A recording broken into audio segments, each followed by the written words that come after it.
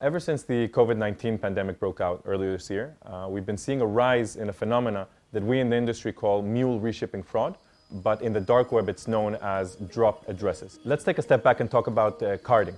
Carding is when threat actors purchase online goods while using stolen credit card details, which are very easy to obtain in the dark web for as little as $5. So when threat actors are purchasing these goods, they have two things in mind. First of all, they want to order physical goods, usually, because these have higher margins when they're resold.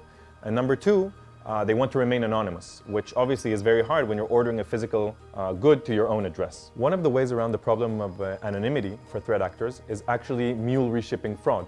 So what they do is actually sending the package to a drop address, what is known as a drop address, which belongs to a mule. And then this mule will reship the package to the threat actor. That way, the mule assumes all of the risk and the threat actor remains anonymous. 80 to 90% of the time, these mules don't even know they're part of this fraud network, right? So they assume that they're part of a regular, legitimate business operations. Since the COVID-19 pandemic broke out in early 2020, and a lot of people were affected negatively, they became unemployed, and suddenly the prospect of working from home and earning an income has become very, very attractive to a lot of people.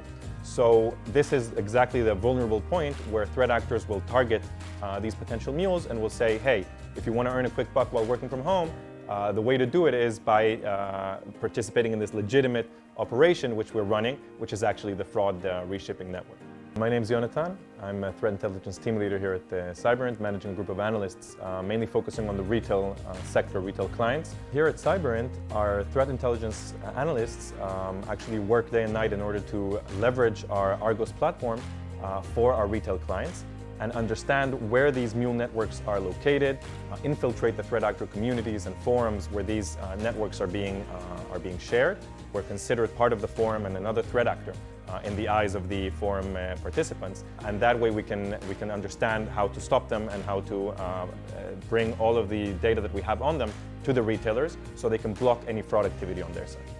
Our prediction is that as long as unemployment levels remain high and work from home is the new normal for all of us, mules will still be attracted to these kinds of schemes, either knowingly or in most cases unknowingly. And this is why retailers should really leverage their threat intelligence providers to detect and prevent these kinds of fraud reshipping mule networks, and that way block any type of fraud activity from occurring and impacting their bottom line.